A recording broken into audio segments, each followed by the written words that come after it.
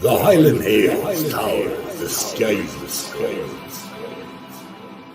But the shadows they cast draw the spirits near. After all,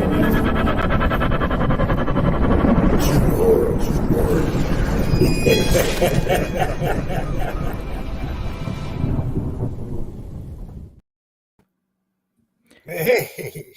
Welcome, ladies and gentlemen. Welcome tonight. We are joined by Danny. We're joined by Drew. This has got to be an awesome night. Now, what did you think of that trailer? It's got some wee tweaks to be done to it, but I think it's all right. It was tweaked a wee bit, but what do you think? Honestly, I think it's good. It's amazing.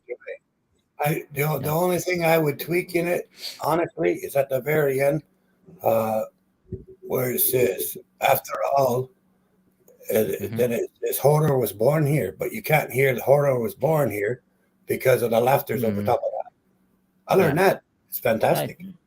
Well, if MD wants a trailer made, just speak to Dakota because he's the one that makes them. It doesn't cost much. How much do you think it was with that? Honestly, how much do you think it was? I don't know. $8, round about $8 or $9. Oh, there you go. I mean, hey, Dobby, hey, Mystic, hey, Stephanie. Hey, guys, Dobby. Hi, sisters. Steven, Mystical Love and Light. You know, I think tonight's going to be a good night. Always, wait a minute. Stephanie, I do apologise. Christopher always calls you Stephen. Christopher, sorry. It's Stephanie. Stephanie. Again. Stephanie, take me out and whip me through the streets of Aberdeen naked. Next time I see him, I will smack his fingers, okay? I'm sorry. Oh, Dobby, everybody. I'm starting a fund for the Dobby sock collection. All right, we want a new sock. We're raising funds for Dobby socks. All right, so we want to get Dobby a new sock. So we're raising. We're done. She wore her last sock out, so we have to get a new one. Come in, Meg. I got a new sock. Get a couple of socks. This is for me. I got a new sock. You can't have my sock. I'm free. I got a new sock. Guys, did you all guess that it was Uncle Danny on the trailer? Yes. Let us know if you knew it was Uncle Danny in the trailer. Yes, that was awesome, amazing, Danny, by the way. And I would like to say in, thanks to Brian for putting us on Parapost International too, because this is the first live on Parapost International. So we are live tonight on, obviously, Go Squad Scotland. We're on Bald and Bonkers. We're on Bald and Bonkers Facebook. We're on Parapost. We're on Parapost International too. So we're through the entire network. Plus, this gets uploaded onto the TV network too. See, there you go, Drew. You're becoming wow, famous. I do now feel professional. Thank you, Brian, for putting us on Parapost Thank you, Brian. International. I make Nando. Hello, Nando. Hey, Nando. I'm actually on Nando. Yeah, Meg's actually on my other channel anyway, so Meg's on a couple of my channels now. I must admit, Danny, you do have a good voice. You do have a good voice for like trailers and stuff like that. See, I'm pimping you out now. So if anybody wants, there's the guy there. Oh yeah, well I got you pimp out my uncle. My other voice, so Meg's Mysteries, welcome. What do you make of that, guys? Pimping out my uncle right in front of me. Oh, come on. See, he's into that kind of thing. Tell us when you were you shouldn't be pimping me out in front of my niece. That's probably going to give her therapy pills and stuff like that. That'd be fine. She'll get over it. It's the modern era. Damaged for life. Hi, Nadia. I've been looking forward to the show tonight because I didn't really know what to put in the title of the night because Danny's a well-known man in the paranormal world. I mean, ladies and gentlemen, could you please go to Danny's channel and give him a big subscribe? Because he's got an awesome channel. You really have, Danny. I like your one the new where you're building a kind of shack and you're looking at CB radios and stuff like that. I see it on Facebook. Yeah. Is that a bug out location? Is that in case the end of the world comes? Yeah.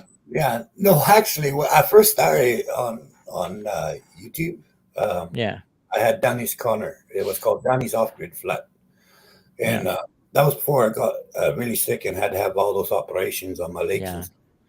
I built myself a flat, a little tiny house, flat, whatever, out of an old trailer.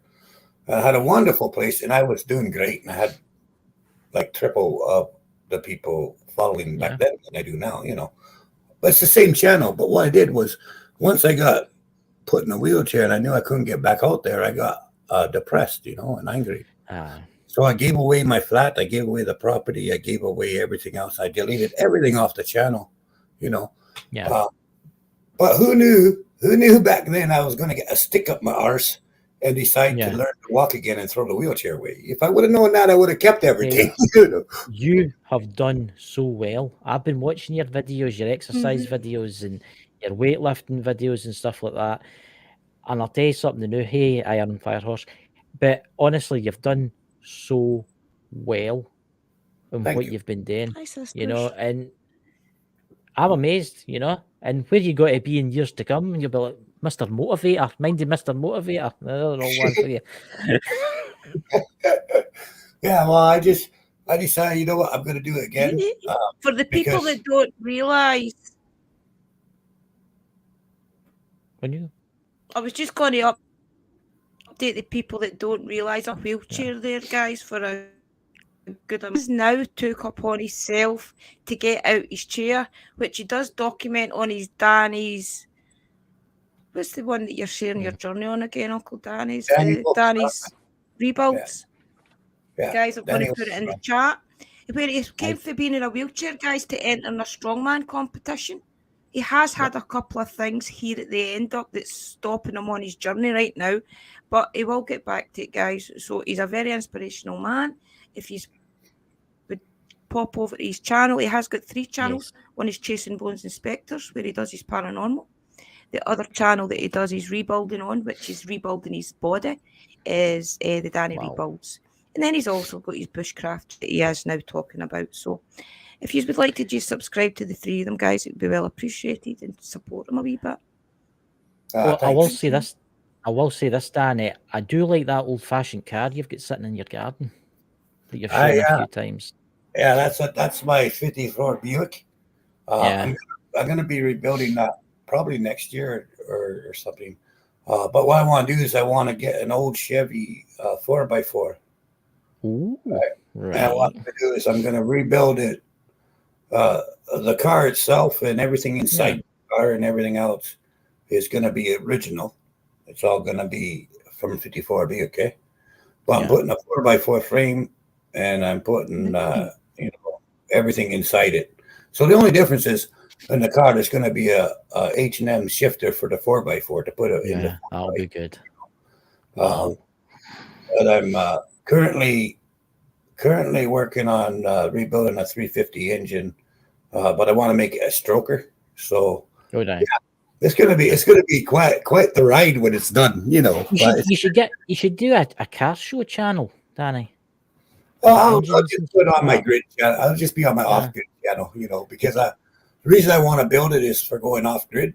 I want to put I'm going to be putting a big bush bar on it and everything else. Oh, wow. What about a snorkel? So in case you need to get under the water, Yeah, there'll be snorkel. I'm probably going to put a shotgun where the headlights are, Oh, yeah. So you don't know. For Bigfoot. Wow. It's going to look like when you look at it, if you come around, it's going to look just like a 54 Buick. Right? It's going to look perfectly like a 54 Buick. Except it will be about 5 inches taller than regular 54 Buick, Yeah. And then it's going to have some modifications in it.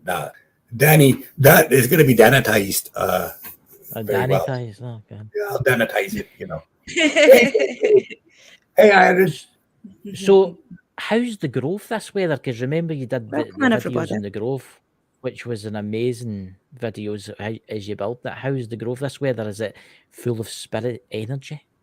Oh yeah, it's always that Grove is always going to be pumping energy through there. Yeah, which is one of the reasons I built it. Yeah, because the Grove is neutral energy, right?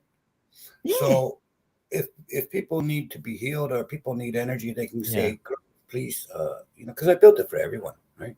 Yeah. So I'm gonna say, Grove, can you please help me with my energy, or help me get rid of my negativity, or get this curse off me, or whatever they need, right? I'm gonna need to Broken spend on a a week dice. there. The Grove will do that, right? But it'll take the negative energy, because to the Grove, energy's energy. You don't give a crap if it's positive. That's right. So it'll absorb the negative energy, turn it into neutral energy, and refuel itself, right? So it can never run out of energy, because any energy brought there, like if people come with negative energy and ask for a blessing, right? It takes away the negative energy, turns it into positive, and then gives it back. Yeah. So that's amazing. it's a did you know register it as a park or something? Is it registered as a? It's an official registered grove. Right. Right. The government recognized grove. Right. It's got legal stature, it's a legal holy ground, That's good. It's recognized as a holy area. So it's recognized by the government that it's holy ground. So there you go. Could you get married on the Grove? Oh yeah, it works. There you go. You can start doing weddings for people. I could, yeah. I mean, I'm licensed. I can do that. I can do. Yeah. I am has been in the Grove. Has been in the Grove physically, and she says I was only in the Grove for a short time, and it pulled with a beautiful energy. Love to have meditated in there, but not enough time. There you go. Iron Fire Horse from Canada. I didn't know that. And we Happy's family. Yeah. We kind of meditate. Anywhere we are, we can take one straight to the Grove, because we have got a connection to it. So I find myself going to the Grove when I'm needing energized, and when I need to kind of think. I find myself when I'm doing my thinking time, it's the Grove that's around me without even trying to manifest it. Will that be a good place to take like crystals then? Will that be a good place to put crystals to charge them? Oh yeah, people do that. I got what really struck me is really cool with the Grove is when I first started making it, all the neighbors are doing this and doing that, and then after I got the first major circle done, the neighbors would be coming up the back lane, and they'd say, "You mind if we come in the yard?" I said, "Sure." But it got to the point where the neighbors for 3 blocks now. Okay, so there's this one and the two on the side. Every one of them, you see them at least once a day. They walk past. They stop at the back lane where the Grove is. They stop there, and they pause for a couple of minutes, and then they keep walking along. A lot of them say that since that's been there, a lot of turmoil that they've been suffering, both mentally and physical, a lot of turmoil has eased off quite a bit. And so I got all these neighbors, which was never my intention. Let's be straight, okay? That was my intention. But they all come around saying, "Oh, thank you for the Grove," And when people who never even knew what a Grove was, or didn't believe in a healing circle or anything like that, when they come complete atheists to the whole idea, right? Oh yeah. And they're all coming over saying thank you for making this, and stuff like that. It's made the neighborhood so much better and stuff. That's quite an honor and quite a happy thing to hear. At first I thought they were going to come with a stake. I'd love to wake up with a Grove right in front of my door. I thought for sure in the beginning, the looks I was getting from people, I thought for sure at the beginning there was going to be a big stake put out in the backyard and I'd be hung up on there. Yeah. But it turned out they were all quite happy with it. So that kind of worked out. I've noticed that though. I came what you're talking about because I went to Standing Stones near me, and when I get near them, I could feel like a weird kind of. I'll need to take you there, Drew. Actually, there's a weird kind of energy around about them. But when you walk into the middle, everything changes. It's like you feel weird, as if you just walked into 2 big magnets. Yeah, pretty much. Yeah. Basically, Wow. basically what groves do is they turn energy neutral, right? So when you're coming into the grove, if you've got any negative energy or feelings or anger or anything negative, it gets absorbed into the first row of stones, right? So you go a little bit in further to the second stone, well, the inner circle stones, right? Yeah. When you get between those two stones, between the outer stone and the inner stones, when you get in between them, you start to notice that, hey, everything seems a little bit lighter, like everything is weird because there's no more animosity in you, right? Yes. But when you go into the center, you become neutral, right?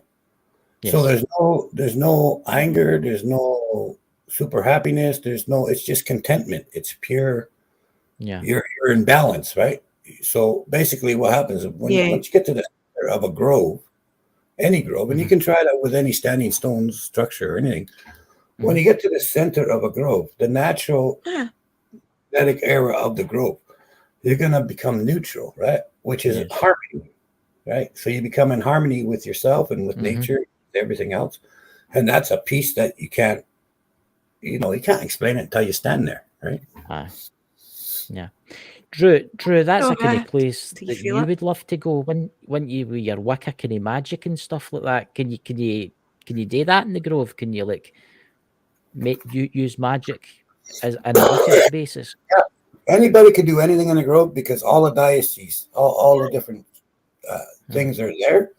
However, the Grove will not exert negative energy, right? It won't push negative. So even if someone was there and were being malicious and tried to put a curse or try to do something bad, that energy would be grabbed up, turned into a positive, and sent out. So it wouldn't be, it's like I got no fear of someone doing something goofy in there because it's not going to do anything. Now, if you're doing something of goodness or happiness or to spread health or joy or whatever, that's going to be pushed out times 10 because the Grove's going to push that energy. But with the Grove, negative energy gets absorbed and only positive energy comes out, right? So if you go in there and you're doing something positive for the world or for people or for whatever, for yourself, it's going to be times by 10, right? Yeah. If you do something negative, if you do something negative, the negativity is going to be absorbed. And instead of something negative coming out, it's just going to be a positive calmness that comes up. So what would happen? I find myself going to the Grove to calm myself down.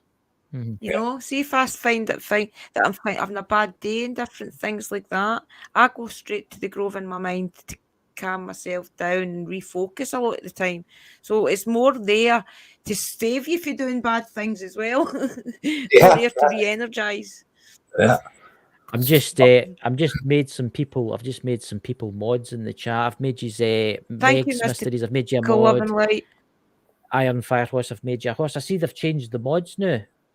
You can give them like different Mystical Love and levels. Light shared all Uncle Danny's channel, guys. The 3 of them. Here's an there if you want to interesting question. subscribe. It's just came to me. What happens if you had a bad right? Say you had a very dark, maybe a twisted spirit attachment, and you walked into that center. What would happen to that twisted spirit? I wouldn't want to be the twisted spirit. Yeah. See, my whole property is holy ground. I've had days where I've had people come over and they've had attachments, right?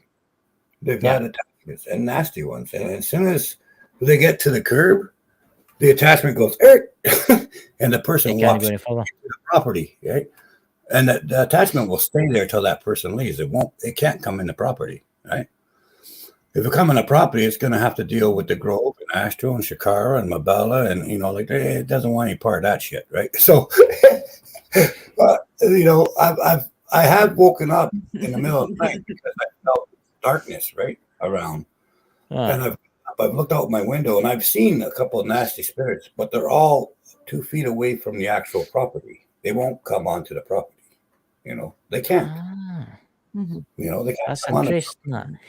Do you think if, right, say for instance, you had a really nasty spirit attached to, say, this person, right, and they couldn't get rid of this of them, if they came to your bit, right, and that detached itself, could you do something to that person so that spirit couldn't attach itself again when they walk back out again? No problem. That's a good thing. That I've had a couple people, well, other people's clients, right? Not my clients, but they've tried all kinds of stuff to get rid of the oppressions and stuff like that, and then they couldn't get it. So they call me up, hey, can we come to the Grove? I say, why? And they say, oh, I got a friend who's got some really nasty oppressions. Eh? Oh, yeah. Go on, help yourself. I said, I'm staying in the house, but you, anytime the Grove's open. If the gate's open, it means anyone's allowed to enter. So I don't care who you are, it's open for everyone. It's not. I don't care. I don't care if you're Charles Manson. If you want to go in the Grove, if you feel safe enough to walk on the property, knock yourself out. You know what I mean? Yeah. I've had people come with some really nasty attachments, and they come in there, and I've actually seen a couple people just fall to their knees and start bawling. Wow. And the person that's with them goes, what? And the person says, I can actually think. Yeah. Right? I can actually think. Right? So then, of course, I give them blessings, and I give them,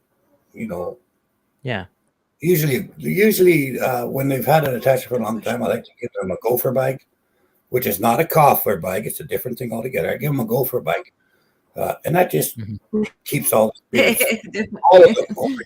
Like the way none of the spirits want to mess with that shit, right? So, and then after a while, they build up their own strength again, right? See, it's not that. It's not that you need magic to keep evil spirits away from you, right? It's not that you need some kind of super protection to keep spirits away from you. But what you need is the confidence and build your own ingredients. You got to build your own inner strength. Yeah. And those are tools to help you build inner strength. So once you've gotten your strength back, right? Because think about it. Yes, I'm attached to you all that time. It's chipping away at your soul. It's chipping away at your energy. It's chipping away at your strength and your confidence, right? Yeah. But once you build that back up and you keep your faith, and that's the main thing, is to keep your beliefs. And if you don't believe in anything, start believing in something, Yeah. Build up your own belief system, and then it won't come back. Yeah. All right. But if you just continue doing what you did before, guess what? It's going to come back. Right. Yes.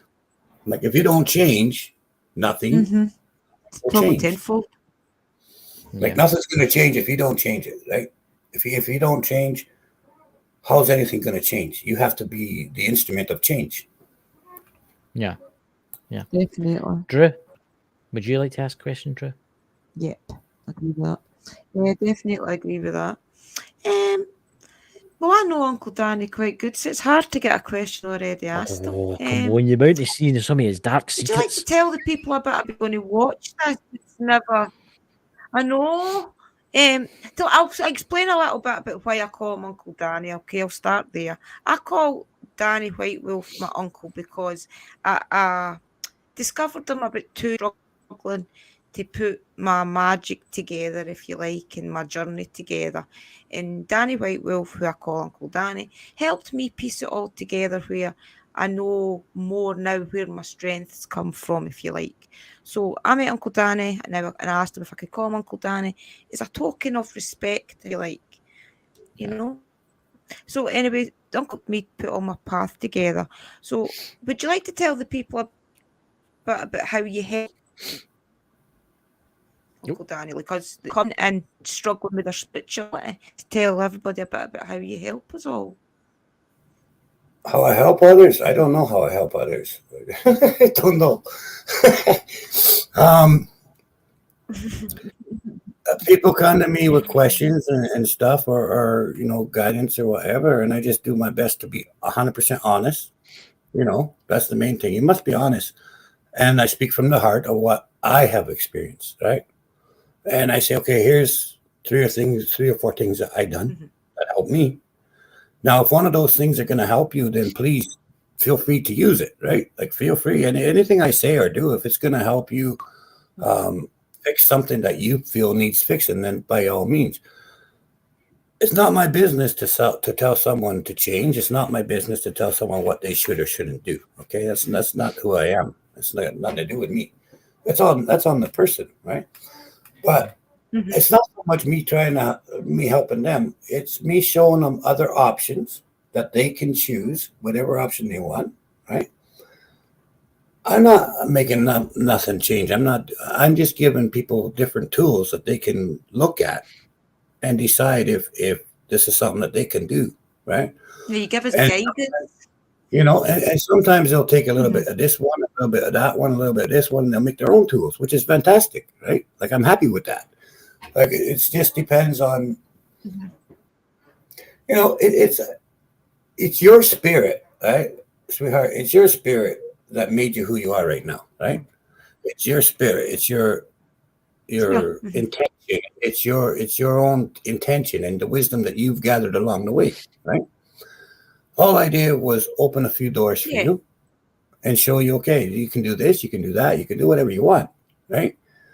But it's just a matter of, sometimes it's just a matter of letting people talk long enough that the answer comes to them, Yeah. Like, it's not for me to give the answer, but I can help guide a person to different answer, but you only absorb what's useful. You only, whatever's going to work for you, that's all you can do, right? So, I don't know. A lot of people say I help them and stuff like that. That's fantastic, but I don't keep track. Okay, I don't know if I help one person or 100 people. I don't know. I don't even. It's not something that I'm really aware of. I don't really pay attention to. Sharing you're enough, though. You have done a lot for the community. I think it's because you've been in this field of powers that it helps everyone.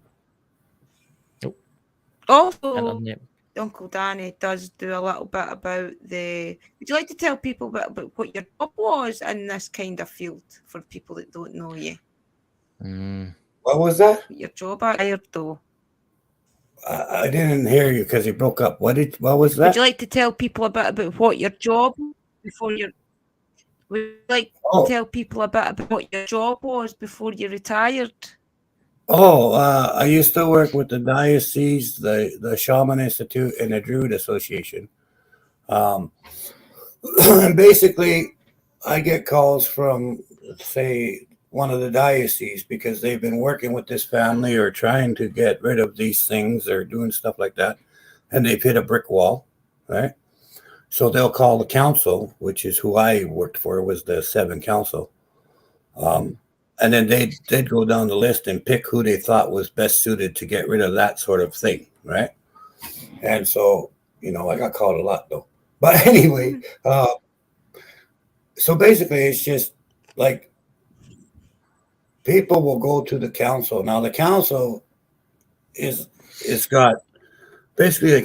made up with 2 druids, 2 shamans, 2 pastors, and a layman, right? So when someone has these situations, the evidence that is gathered by whoever is given to the council. The council looks over the evidence and then they decide, okay, who should we send to this hellhole? Right? And then there's 5 or 6 people, that actually go, like me and my friends from my era, for when we started out, we got lots of all over the place, right? And sometimes we'd all come together to work on a case, depending on how tragic or how big the situation is. But basically, I mean, land blessings, holy ground. Board situation then in the 70s? You'll have to repeat that. I didn't hear that. Way back in the 70s when Ouija boards... I know, it's breaking up. Way back in the 70s when Ouija boards hit, how common was it then for people to get kind of hauntings? Do you remember way back then?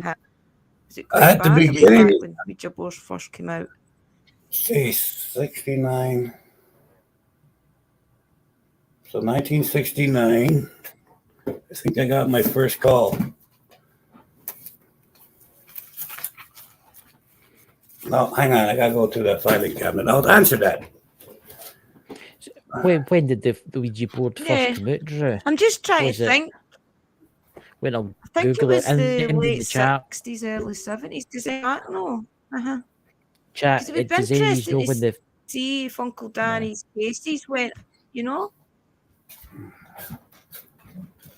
Yeah, this one.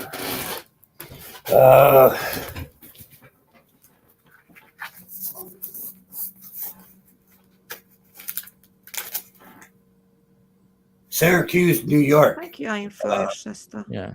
December 5th in Syracuse, New York was the first Ouija board case I got.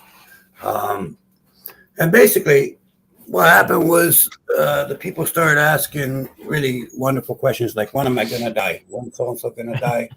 All the lovely questions that people ask the board, you know.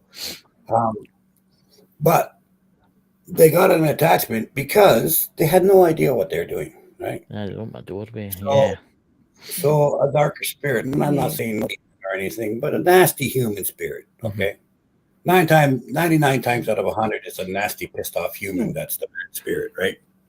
Yeah. And they're strong because they've learned, you know, techniques on how to screw with you, right? So that was the first one. Since then, when I first started, I had over, I don't know, 500 cases, I guess, that was related to the Ouija board, but not because of the board itself.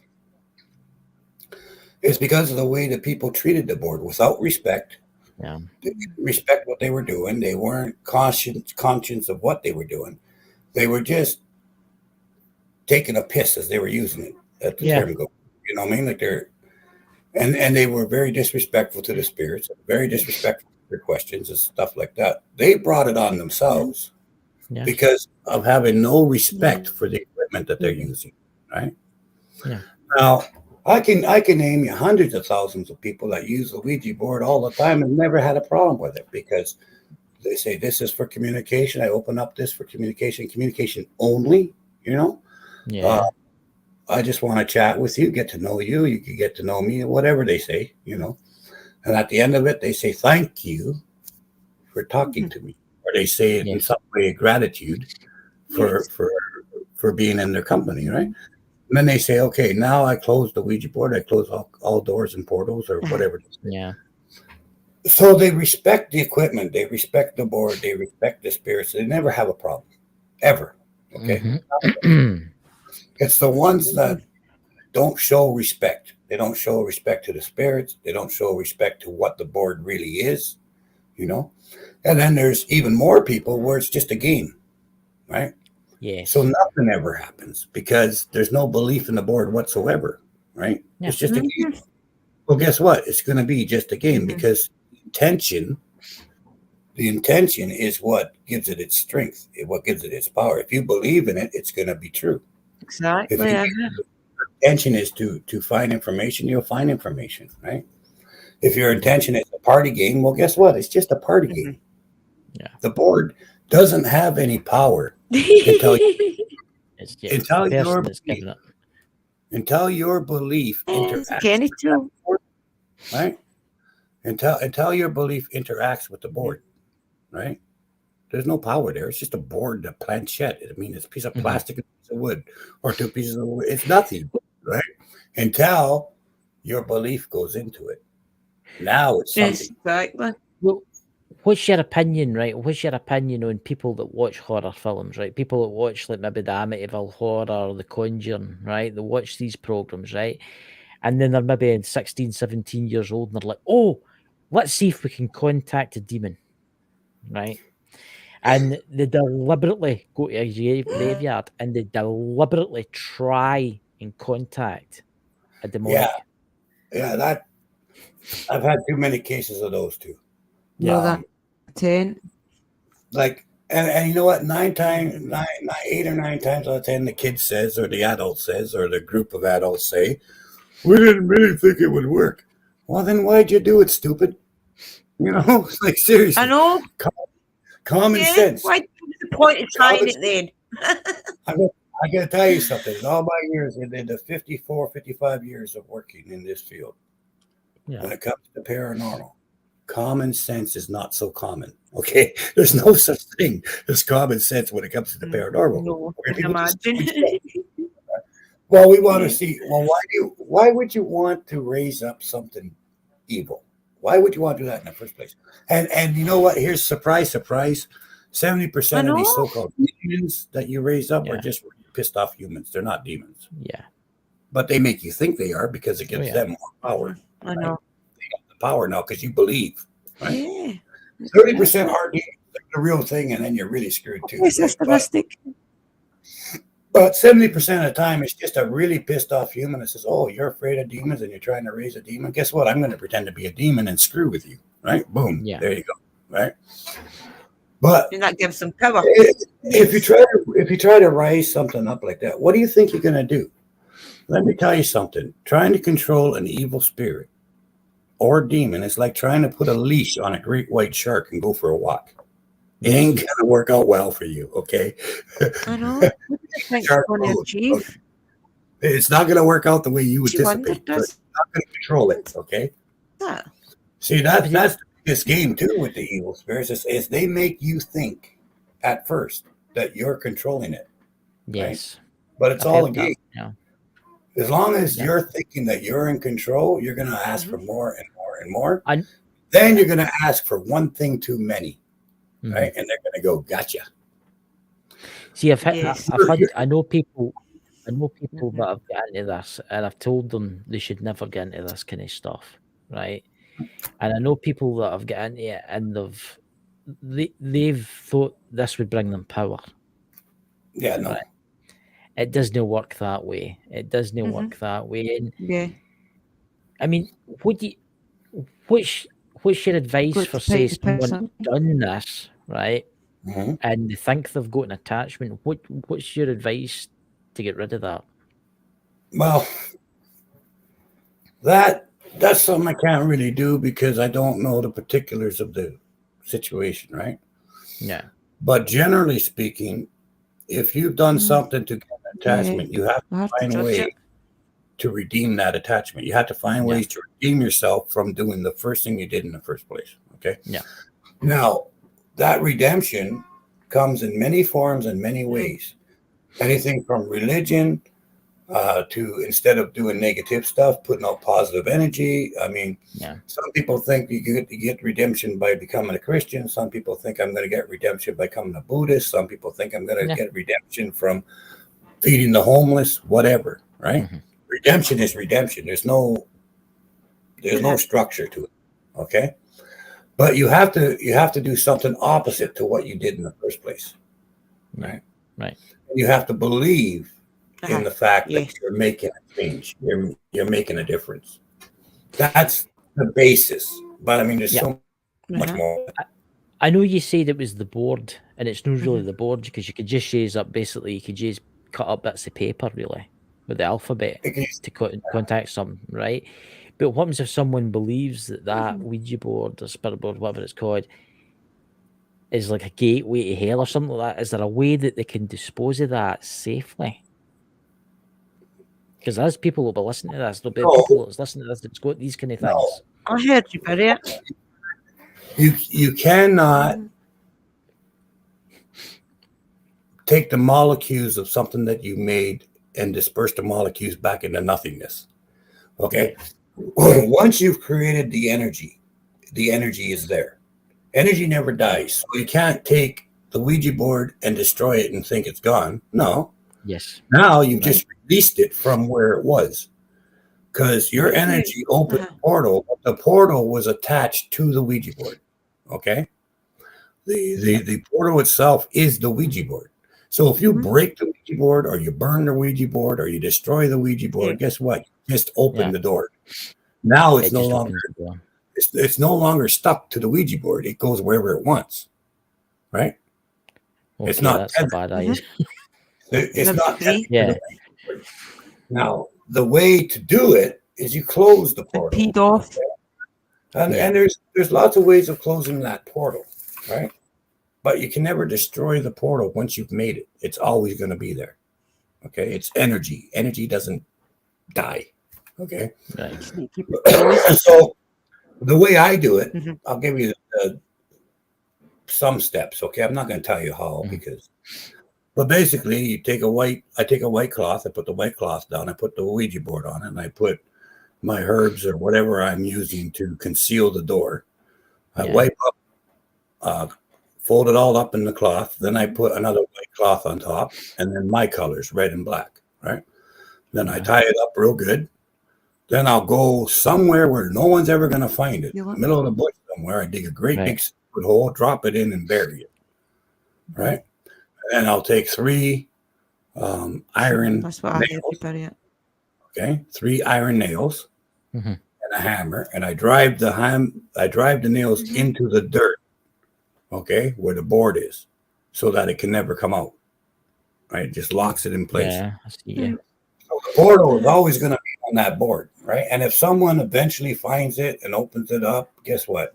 It's back in circuit, right? Yeah. I try to make sure that no one will ever find it. that's you try and put it somewhere where you think that they're not going to build houses in the future. Right. Like who knows? Hell. Who knows? Hey, Dark Shadows. Who knows what's going to happen? Who knows what's going to happen? Dark Shadow. 30 years, in 30 years, I might get all land developed and there's going to be 50 Ouija boards coming to the surface. Oh my God. Can you imagine the unlucky guy that buys that land? Yeah, this must have been the burial place of Danny. Have you noticed? Sorry. I know. Have you noticed a change in the type energies, if you like, that's around for your spirits, your normal spirits and things? Have you noticed a difference of anything that you've done throughout the years? Oh, yeah, there's huge differences. Number one, when I first started, just saying ghost or I seen a ghost or you got yourself a nice weekend and Hug Me Island, nice little straight jacket and everything else. I love myself. I think I'm grand. Hug Me Island. Hug Me Island. Hey, can I please have my Hug Me jacket? Oh, thank you. I love myself. I'm grand. I'm going to the movie. I hold my hand. I put my hand on my face. Fresh on my face. You get your Hug Me jacket. And like it was really bad back in the 60s and the 70s, right? Shock treatments, water treatments. Oh, God. Put into isolation. So many tragedies have happened over that. And I've experienced enough of it myself. But that was then, okay? This is now. I went purposely to the psychiatrist 2 years ago. I told him all the stuff that I see and do and everything else. And he said, well, that's interesting. Didn't offer me any pills. Didn't offer to lock me up in a nut house anymore. Nothing. Yeah. I felt kind of discouraged. They don't give a shit, right? Yeah. Now with all these stuff going on, all these years, obviously, it's become like, okay, yeah, that's some people believe it, some people don't, right? Yeah. That's the attitude of the institutions now. Pretty much is, well, some people believe in it, some people don't. Right? It's no longer like a death sentence.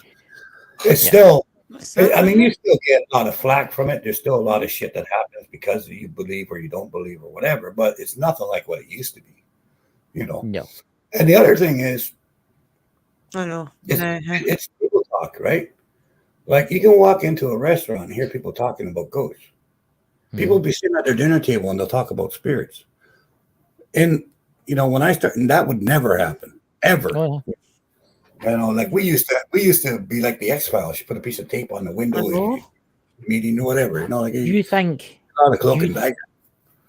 that the internet and the TVs get something to do with that? Do you think that maybe the internet having all these ghost hunting programs and all these kind of ghost things, do you think that's got maybe something to do? That's maybe that's got a lot. That's got like 80% of it.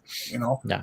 Like say what you want about the hunting shows, some of them are real, some of them are fake, some of them that, whatever. I really don't give a shit, okay? But what does matter is it's brought in the paranormal into everybody's living room, right? People over the years have become desensitized to it, which is why there's that slack for people that actually do believe and do try to get good evidence and stuff like that. People are more acceptable to it now, because it's been brought into your kitchen table. It's in your house. It's on your TV. It's on the computer, right? It's not like it used to be hush hush. You know, Yeah. be like, oh, don't mention it. You know, don't say that because you automatically assume that you're I not, know. or you're witchcraft, or you're a witch and a bad nasty witch. You know, I know. you should be under the stake. I mean, all kinds of Yeah, crap. you'd be feared to mention I mean, But yeah, over the it. last 50 years, night and day. You know, night and day to how people deal with and experience with. You know, and it used to be like I used to get calls from people. These people I would see on the street, they wouldn't even look at me. They would avoid me like the plague, right? And yeah. then they'd get a haunting, and all of a sudden I'm the It's best friend in crazy, the isn't world. it? Hey buddy, hey pal, come help us all. You're such a good guy. Everything else, Yeah. and I'd say, well, you have to present it to this people over here before I can get involved, right? Because you know. Yeah. Anyway, so then I'd get assigned that person's case. Mhm. Oh, thank God, you're such a savior, blah blah blah. And I said, no, don't give me that shit. You know, I'm just here to help the kids or whoever in the family, right? Yeah. So I do my job, and they're happy, and everything's great. And for 1 week, they'll call me up. Yeah. 2 weeks, they'll give me a report. I got to call them on the 4th week to see if everything's still good. They say yeah. On the 5th week, I'll be walking down the street. They see me, and they go to the other side of the street because they don't want to be associated with me. That's terrible. That's the way it is, right? Yeah. That's the way. So stigma, isn't it? Yeah. Yeah. Here's an interesting thing to ask you, Danny. Have you ever had a case that was so bad? What was the worst case you've ever came into? There was one possession case that was really, really bad years ago. I wasn't even involved in this case at first, right? Yeah. A couple friends of mine were, whose name I don't say very much, but her name started with an L. And that's all I'm going to say about it, right? But her and her husband and a couple other guys were part of my You won't group. say the name. We used to hang out, you know. Anyway, I got a call from them saying we got a real serious problem here, and I said okay. And so I said, all right, I'll pop by as soon as I can. I said, but I got to get the money to take the bus to get there. Yeah. And then her husband said, screw that. I've already bought the ticket. All you got to do is go to the bus stop and get on the bus. Everything's paid for, you know. So, okay. Yeah. So I knew right then Right. that this was going to be nasty, right?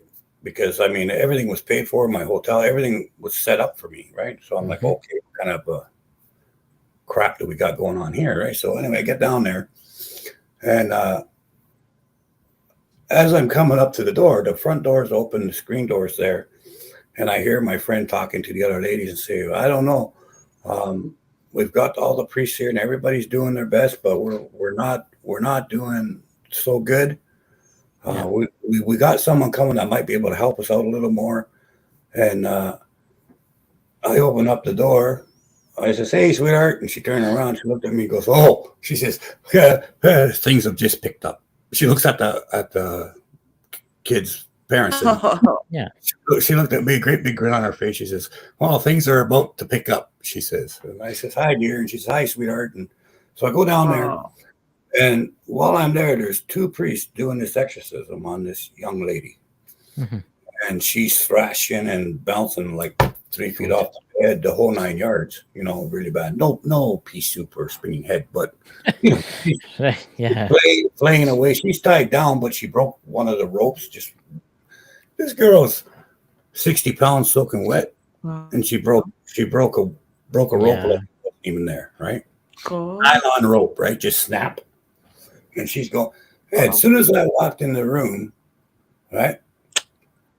I walked in the room where she was, and she stopped dead quiet. And everybody's looking like, what the hell's going on? And she turns her head, looks at me, and in this really deep, groundy, yucky voice says, why are you here, you bastard? God. Looked right at me, eh? And I looked, I said, why are you? I looked at her, or the thing that was with her, and I says, and why are you bothering this young girl, you stupid ball bag? Mm-hmm. Fair is fair. You can call me a bastard, I'm going to call you a ball bag, right? So anyway, I went Yeah. over and I brought in the 4 directions and the colors, you know, Mhm. and so I'm sitting talking and this thing is getting pissed now, right? Yeah. 4 directions and the colors and the 4 winds. I'm calling upon them to come and help heal this girl. I wasn't calling upon it to fight this thing. I'm calling upon them to heal the girl. Him. Yeah. No, the one priest looks at me and says, "You must fight this thing." I said, "No, I must heal this girl. If you're fighting it, all of its energy is going to be attacking the girl and attacking you. Don't you think the girl should be the one that's the most important thing to heal first?" Right? Yeah. So that my whole Sure. approach was let's help this girl, right? Let's save this girl. Well, as soon as I did that, right, I turned around and I said, "Brother, sun, and sister moon, please, sun, give her the energy. Moon, give her peace of mind and rest." As soon as I said that, you could see around her neck like a yellow nylon rope, you know that yellow hollow Yeah. looks? Yep. Started to indent into her neck, right? And you could see each groove of the rope, right? God. And it was Yeah. getting tighter and tighter, and the skin was flapping over where the rope would be. But there's nothing there. There's no physical rope, right? But you could see it. So I reached in my pocket and I took out my knife and I put my fingers in it. It was hard to get my finger, but somehow I was able to get my fingers between her neck and the rope that was invisible. Mhm. I slid the knife across I cut my fingers up, but I slid my knife across my fingers and then turned the knife to the rope and cut the rope, right? When I did that, she went, took a real deep breath, and you could see the rope start to fade. Like it took 4 or 5 hours for it to actually, but you could see that the pressure released when I did that, right? And at that point, that's when I got the gopher bag, and I sliced the gopher bag. I put all over her, all over the room and everything else. And that's poison to any demon, right? Yeah. No demon can handle that shit, you know. Yeah. So it left her, right? It left her instantly, and she started, and her mother and everybody went nuts. But then I said, nobody leaves here for 24 hours, right? And they said, why? I said, only her and her parents, you know, stay in this room. Everybody else who's here, stay out of this room, right? And they said, why? I said, where do you think that thing went? What? I said, it could be in the living room, it could be upstairs, it could be in the cupboard. You know, it could be anywhere, right? So for 24 hours, all we're going to do, every one of us, is bless this house, bless this land, bless this, and push this thing away from here, right? And then we're going to seal up the property. But for 24 hours, we're going to take shifts doing prayers and blessings to make sure this thing is pushed out of the house completely. And then we're going to seal the property off so that it can't come back, right? Yeah. So, I mean, it was a lot of work. But at the end of it, the girl was back to herself within that day and a half. She couldn't remember all the crap she did, like 90% of the stuff that she was doing, totally oblivious to it, which was fantastic. I mean, that was the best outcome ever. The parents, you know, they were beside themselves because their daughter, they finally recognized it. When I heard the father of the child, right, say to somebody in the house. Now, I never said nothing at the time, you know, but I heard the father say to his brother or whoever he was, if we can't fix her, I hope she dies. Oh my God. Okay, that's terrible. That gives you an idea of the hell that they've been going through, and how, you know, when the brother says why, he says, well, maybe there's because it was that bad. That's just but that's how bad it was. And the father said, well, I just hope she dies, you know, I want her spirit to be free. That's how bad their torture must have been, If if we gotta lose her for her spirit to free, I hope she dies. I take it she's okay now. I take it. Oh yeah, she's fantastic. I got letters from the family for 30 years, and I used to get little pictures of her upgraded. I was invited to her high school graduation and everything. So I mean, no, she turned out to be a doctor or something like that. What an That's honor. good. Yeah, but no, she turned out. After that, her life was golden. Yeah. And the family said our life's been golden. That's their words. Life is golden. And I cried many a time, just thinking about it. Yeah. But she became a doctor because of that. I mean, she's probably saved people's lives. I mean, Yeah. because you saved her and she saved people's lives. Like it was one of the tougher cases. And of course, my description of what was going on is, a thimble to what actually was like, but it was horrible and in all ways, shape, and to see the destruction in the family and everyone involved, how distraught they were. Yeah. It killed me inside. It was like, Yeah. it's one of those things that I've hung with me my entire life just by the devastation of the family, and then the only thing that ever topped that was the joy. Yeah. Right. Yeah. And when I get those thoughts in my head, I get those thoughts in my head. A lot of times I lose the plot. I have to cry because of the whole thing, right? So yeah, that was probably the one of the toughest. Yeah. Yeah, but you've saved her. So see when a demon's attacking somebody like that.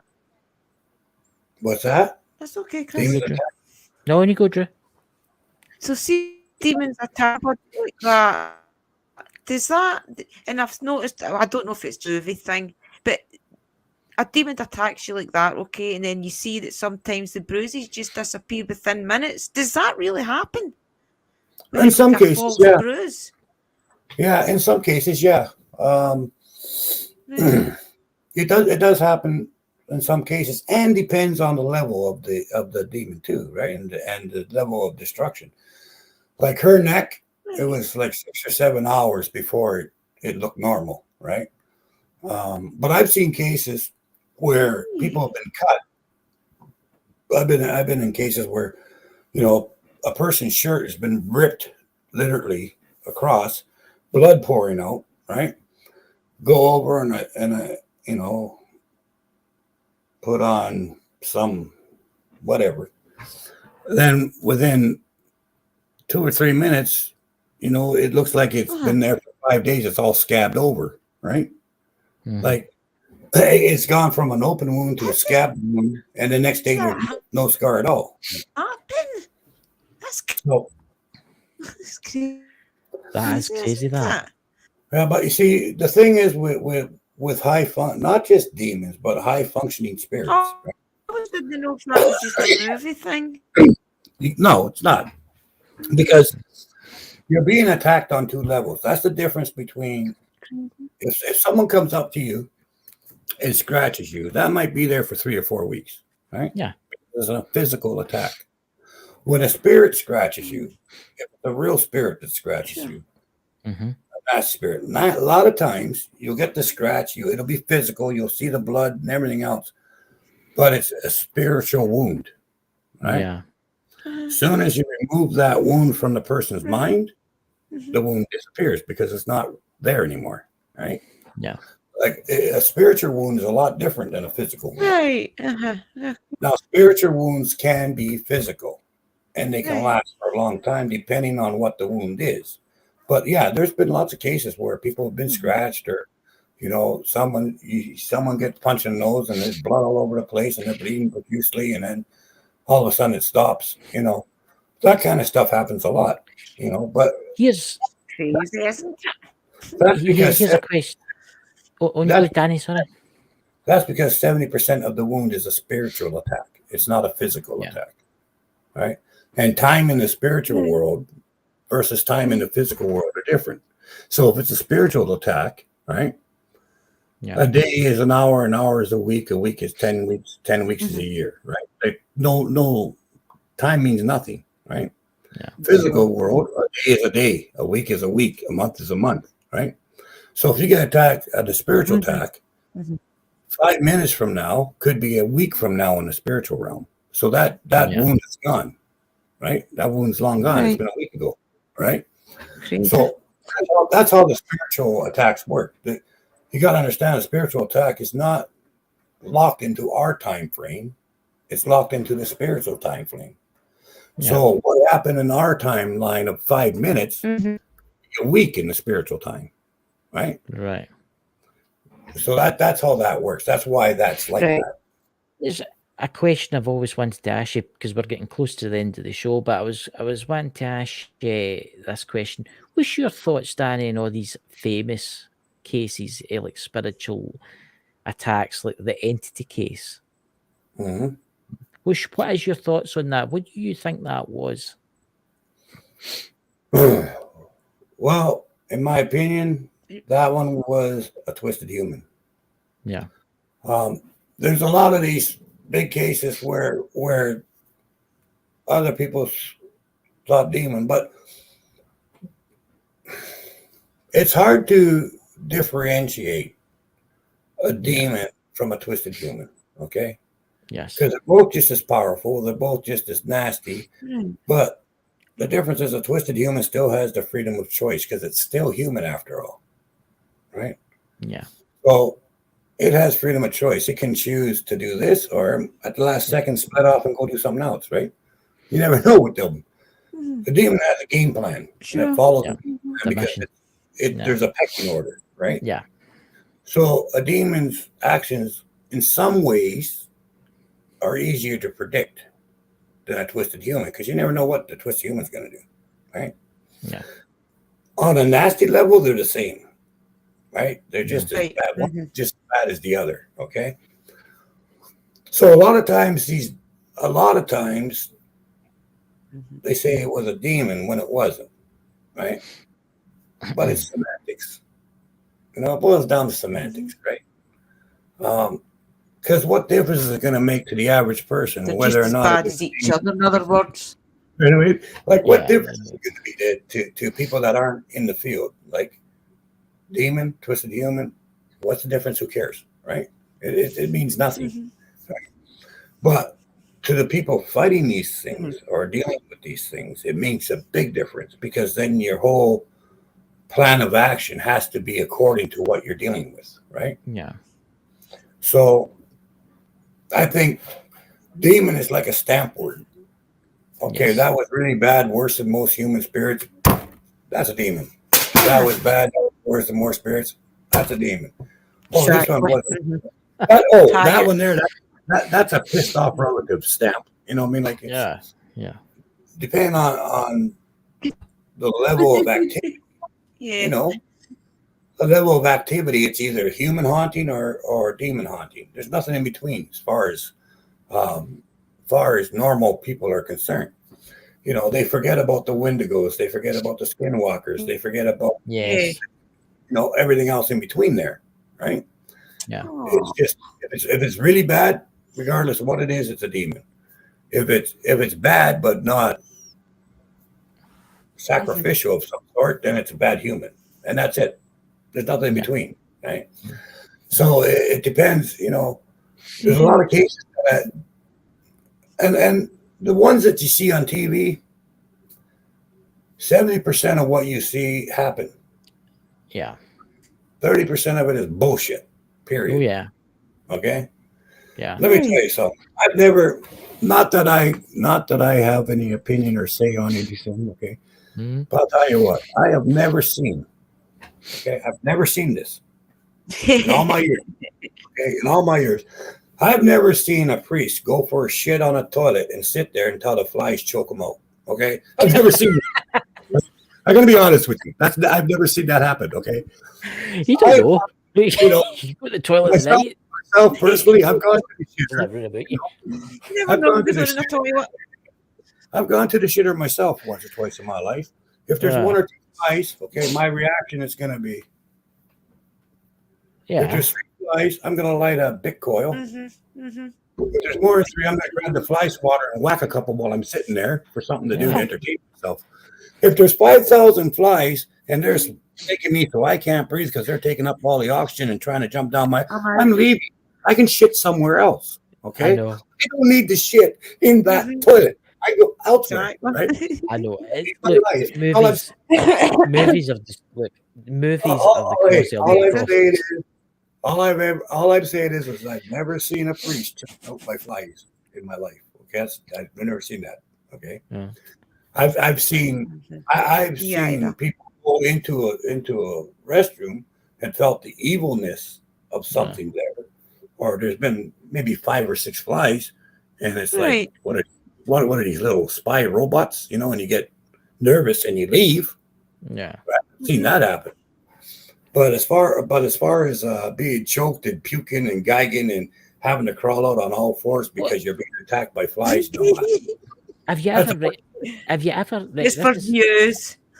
This is something I've always wanted to ask. Actually, you just gave me an idea.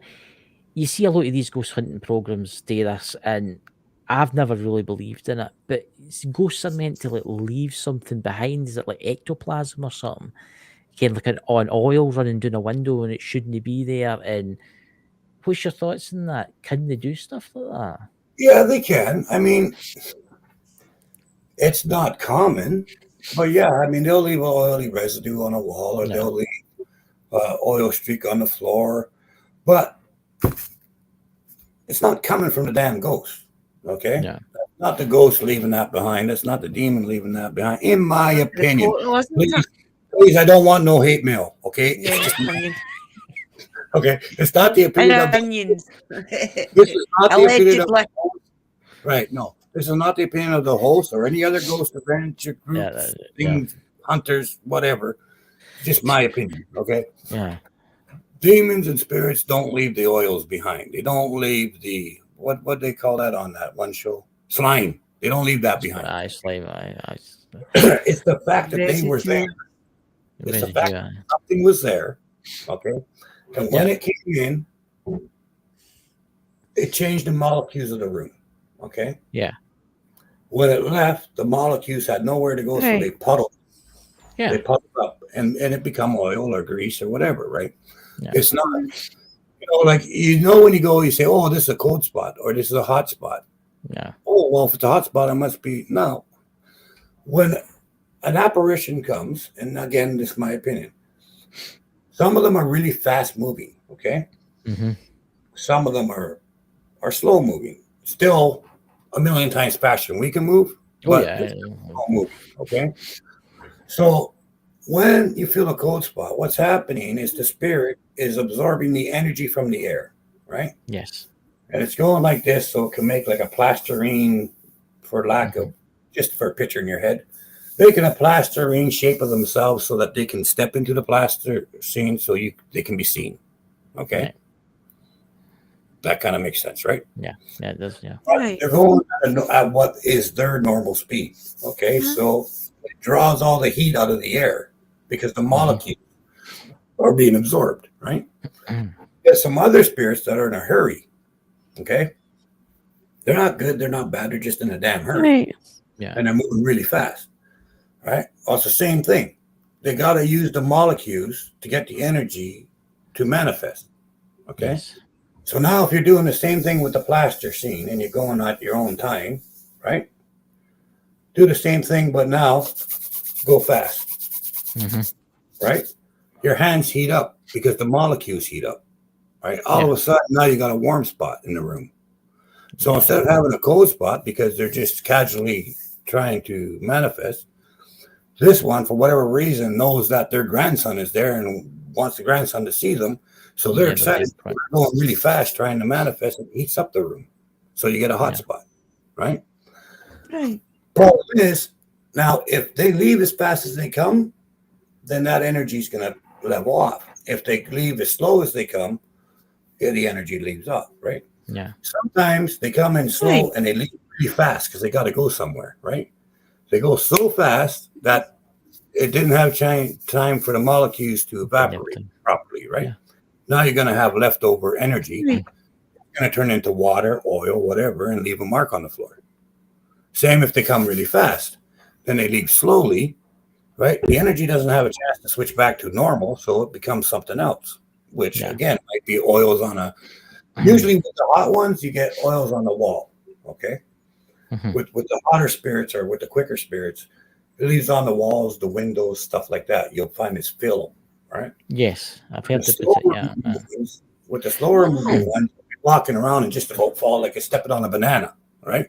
Yeah. With the slower energy, the energy just kind of like water, right? Pouring from a jug. It falls on the floor. The energy drops to the floor, right? Yes. Which causes like a banana peel effect.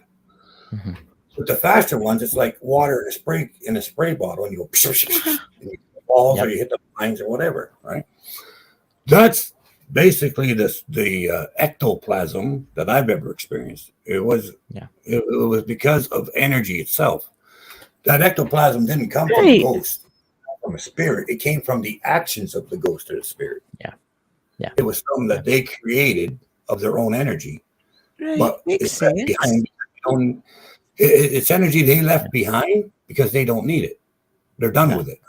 That's right. So they leave that energy behind. Well, the energy has to change into something. Right? That's actually really good. Right, Dobie says. Energy's got to turn into something. Makes Energy sense. doesn't just die. Energy's always there, so it's got to turn into something. Right? It can't just they can't just stay void. Energy has to return to energy. Right? So then it might come on the curtains, it might come on your shades, it might come on the floor, but it's just energy rematerializing back into energy. That's really good. Thank you very much, Danny. That's really good. So everybody, please subscribe to all Danny's channels. So when's your next video coming out, Danny? Well, I got another investigation coming up real soon.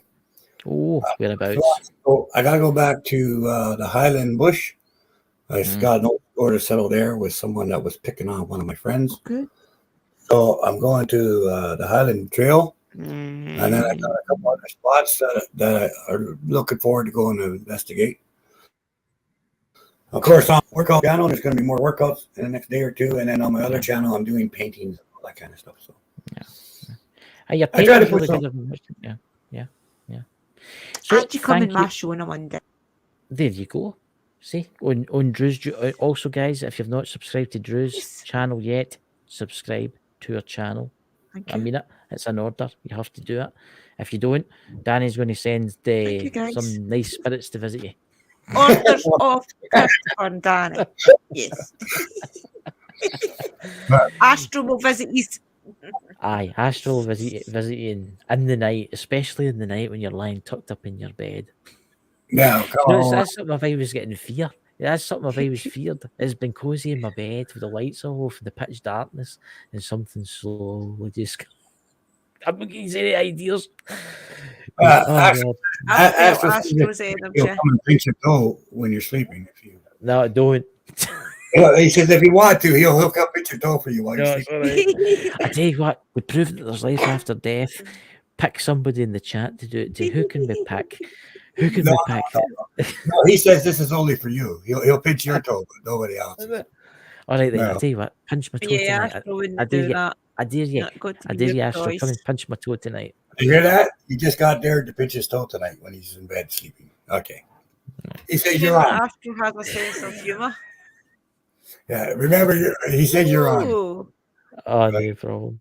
You do realise Astro will visit you, Christopher. As long as he doesn't wake me up on my butt. Just bear this in mind, I put earplugs in. It'd take a freight train could go past me and I wouldn't hear it. You won't remember pinching the toe. So, ladies and gentlemen, I would like to thank you all for coming. Hopefully this week I'll be out again. Some new hunters an abandoned chapel that I'm going to try and get to either Thursday or Friday. So that should be interesting. I hope everybody enjoyed the chat and enjoyed it. Everybody come back for our next program. Yep. You know, So everybody and the guys, thank you, Drew. Thank you, Danny. I'll talk to you behind the scenes and catch you all later, guys, and have a brilliant week. Blessings. Dudes.